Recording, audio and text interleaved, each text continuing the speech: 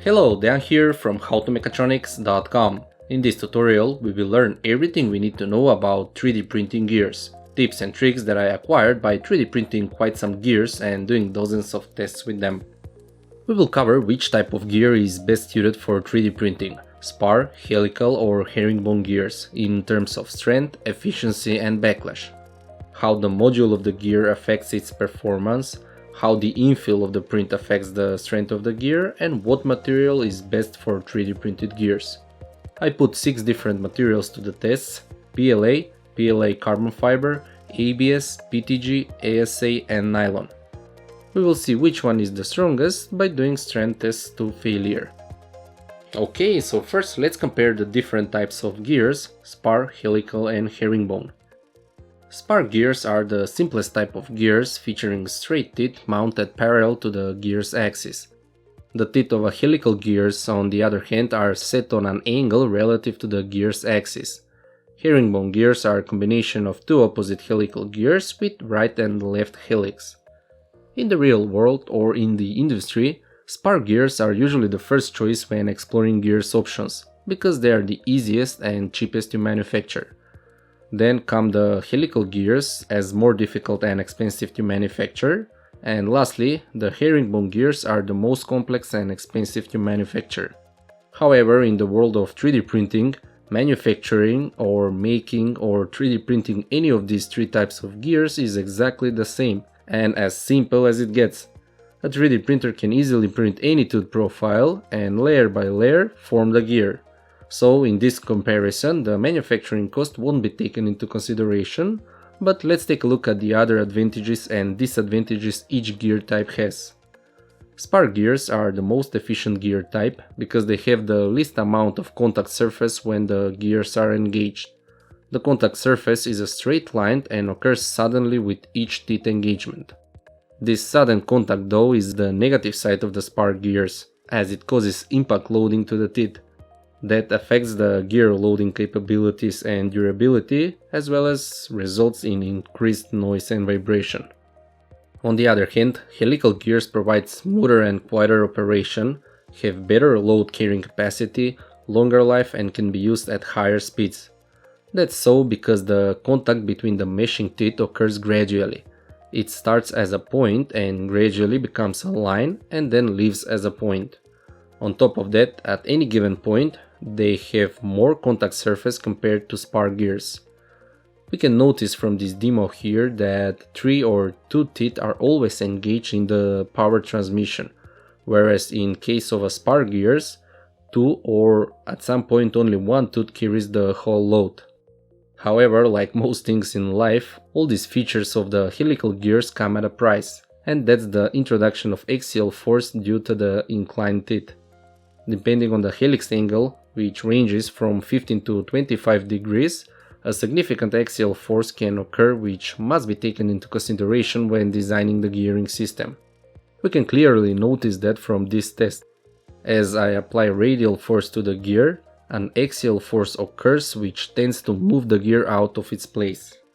In order to avoid this axial force, there is the herringbone gear, which is basically two opposite helical gears with left and right helix.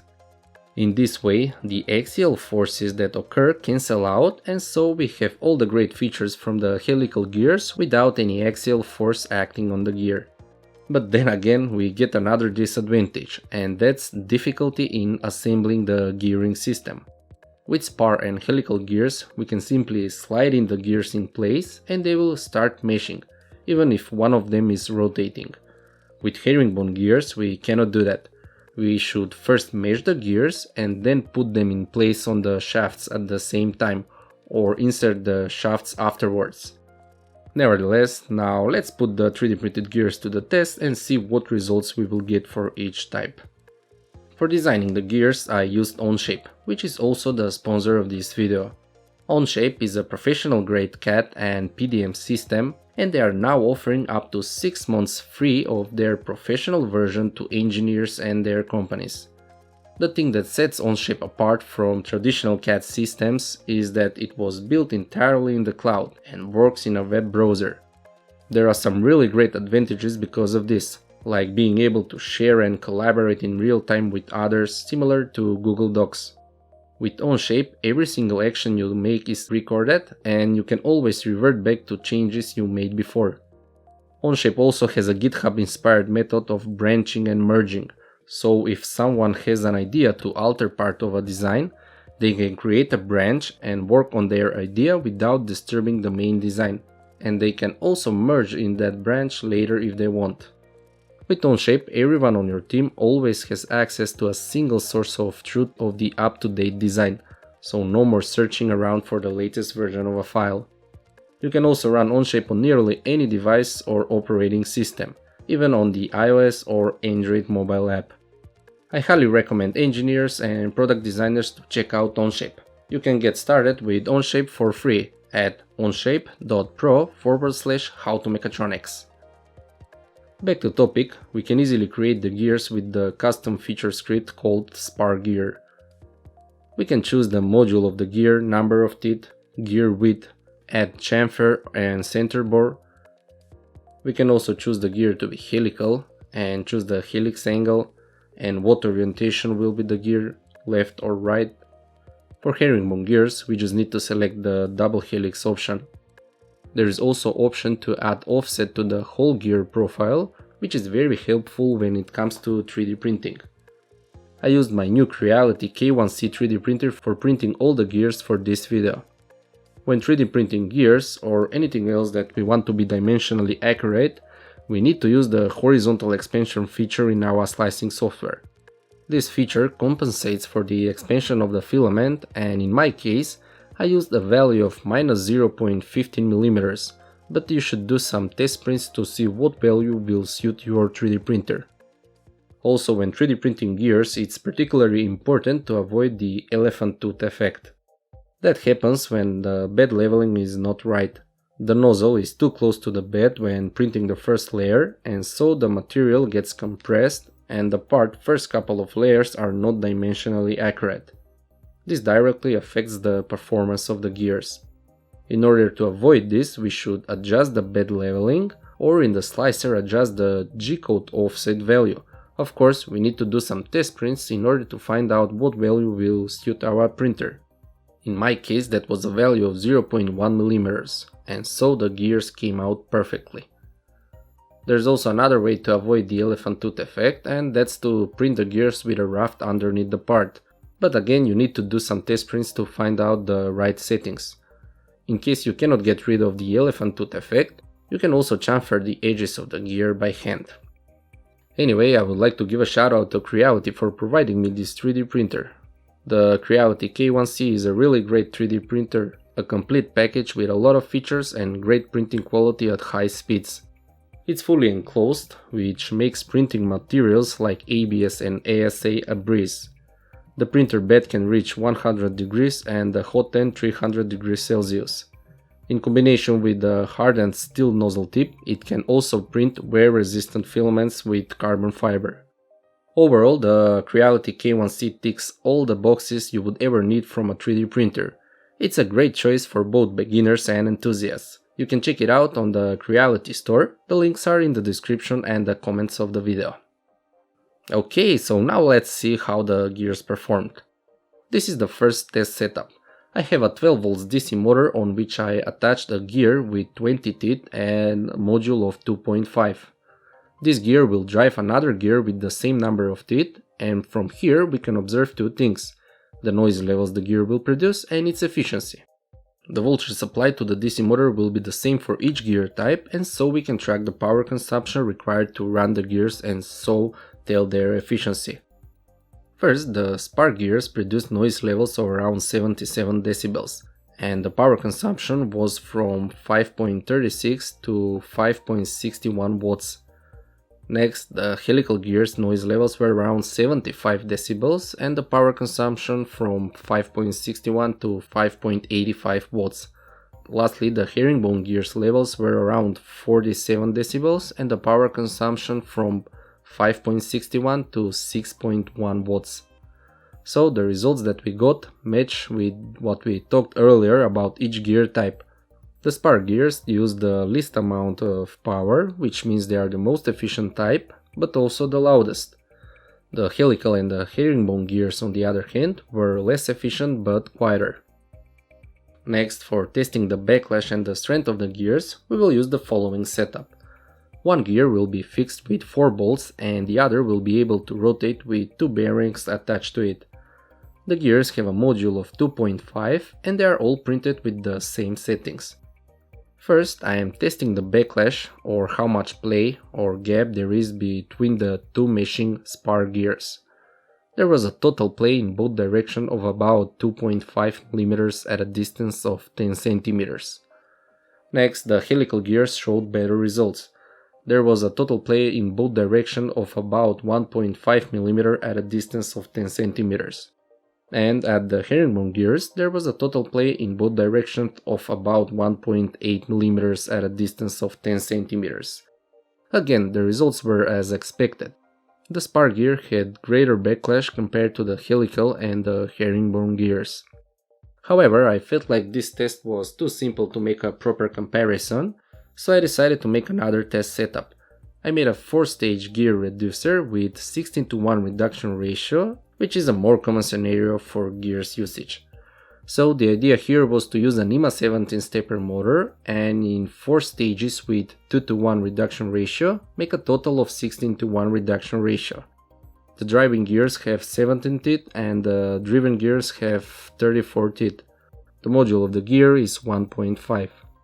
The spar gear reducer had a free play of around 2.5 mm on the output at a distance of 10 cm. Or to be a bit more precise, I used the force meter to apply a particular amount of force on each side and capture the displacement at that point. I will use the force of 5 newtons as a reference and I will use it for the other gears types as well. In this way I got a total play of the bar of 4.4 mm at a distance of 10 cm. To express these measurements in backlash unit, arc minutes, first we need to calculate the angle of displacement alpha. We do that with the help of some simple trigonometry and the angle comes out to be around 2.52 degrees. 1 arc minute is 1/60 of a degrees, so the backlash of this spar gearbox is around 151 arc minutes. The helical gearbox had a total displacement of around 5.1 mm, or translated into arc minutes, that's 175 arc minutes. The herringbone gears had a total displacement of around 4.9 mm and that's around 168 arc minutes of backlash. Now these results came out opposite to the first test. Here the spar gears showed better backlash results than the other two types. I mean, I can tell few reasons why that is so. We can notice how the shafts of the gearbox have a little displacement when the force is applied, because they are supported only on one side, and that affects the results. Another thing is that there is some play between the bearing and the gears. It's actually hard to 3D print parts that will fit perfectly with some mechanical parts. I tried adding some tape to the bearings to tighten that gap and reduce the play. It helped, the gears got tighter, but there is no guarantee that they will be the same for each gear. Of course, we can make the holes for the bearings smaller and then insert the bearings into the gear with some force, but that might have a negative effect in terms of the efficiency. There is no way that the two bearings will be placed precisely on the same axis by using force, and that will cause more resistance when the gears will rotate, just like we can see here. The gears with the looser bearings spin longer than the one with the tighter bearing. Anyway, for measuring the efficiencies of the gearboxes, I measured how much force or torque the gearbox will produce at the same voltage level of the stepper motor. With the spar gear, I got a maximum reading of around 32 newtons of force. The helical gearbox maximum force reading was 28 newtons, and for the herringbone gears 30.4 newtons of force. These results say that the spar gears are the most efficient type, but they are all too close. Next, for testing the strength of the gears, I am using my force meter to pull down a bar attached to the gear at a distance of 20 cm and see when the gear will break. The spar gear broke at 180 newtons of force, or that's 38 newton meters of torque. That's quite a lot, but if we take a closer look at the gear, we can notice that It didn't fail because of its tooth, rather the inside or the infill of the gear failed. As I 3D printed every gear with the same filament and slicing settings, I got similar results for each gear type. The helical gear broke at 230 newtons of force or 42.6 newton meters of torque, and the herringbone gears at 152 newtons of force or 30.4 newton meters of torque. In order to get more meaningful results and find out how really the gear type affects the strength of the gear, I had to make the gear's teeth weaker. The strength of the gear is directly proportional to the width and the module of the gear. So I 3D printed new gears with lower module of 2 and 12 mm of width. I also increased the distance from the axis of rotation to 30 cm, so it will be easier for me to pull down. Now the spark gear failed at the teeth, instead of breaking the whole gear, at a force of 160 newtons or 34.8 newton meters of torque. We can notice here though that the 4 bolts holding the fixed gear bent a little bit under the force, and so the central distance between the gears increased a little bit. This caused the load contact to be at the very top of the teeth, which actually decreases the strength of the teeth, but that's okay as the same scenario will be for the other gear types, and so the results will be comparable. The helical gear failed at a force of 112 newtons or 34 newton meters of torque, which is quite similar to the spark gear. The herringbone gears, as expected, showed the best result in this test. It failed at a force of 120 newtons or 36 newton meters of torque. So, the difference in strength between the 3 gear types is not that huge, but still it can be noticed. We can say that the herringbone gear is the strongest one. Anyway, all 3 gear types are actually quite close with the results. The only difference that I could really notice between them was in the 16:1 speed reducer, and that was the vibration levels. Though very subjectively I could only tell this by touching the output bar when rotating at a maximum speed. The spark gears had significantly higher vibration level. The helical and the herringbone gears were much smoother. So my final verdict on what's the best gear type when it comes to 3D printing is as follows. Try to avoid spark gears, use herringbone gears whenever possible, and use ball bearings that can accept axial forces when using helical gears. That's it. Now let's see how the module affects the gear performance. The module of the gear defines the size of the teeth and the gear itself. Here I 3D printed gears with 5 different modules from 1 to 2.5. First to the test are the gears with module of 1 and 50 teeth. These gears failed at 98.3 newtons of force or 29.5 newton meters of torque. There were broken teeth on both gears. Next are the gears with module of 1.25 and 40 teeth. You see, I changed the number of teeth so that the size of the gear changed appropriately to match the test rig, which has fixed central axis distance between the gears. These gears failed at 126 newtons of force or 37.8 newton meters of torque.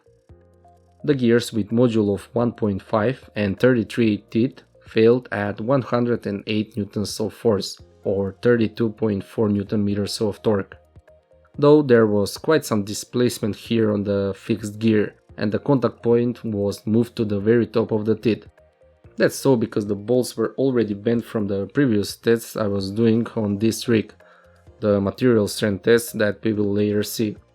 This rig is only for the gears with module of 1.5, as with this module I could get a central distance of 49.8 mm, and with all other modules 1, 1.25, 2 and 2.5 I could get a fixed 15 mm central distance by changing the teeth number of the gears.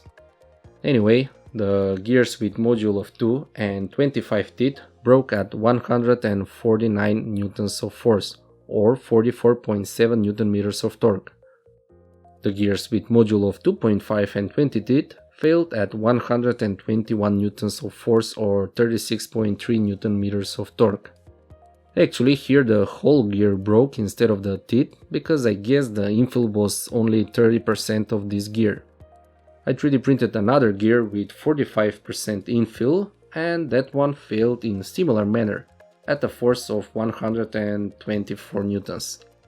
Then I 3D printed another one, but this time with 100% infill. Now it didn't break the whole gear, it broke at the teeth, but at the exact same force of 124 newtons. That didn't make sense, as it should have been stronger, but the problem here I think was that I used an older spool of the same blue filament for this gear. That of course can make a difference depending on how old or how dry the filament was when 3D printing. Also, every PLA filament brand has different strength, and even the same brand but different color makes a difference in the strength of the material. Therefore, I 3D printed another gear with 100% infill, this time with the Creality Hyper PLA filament.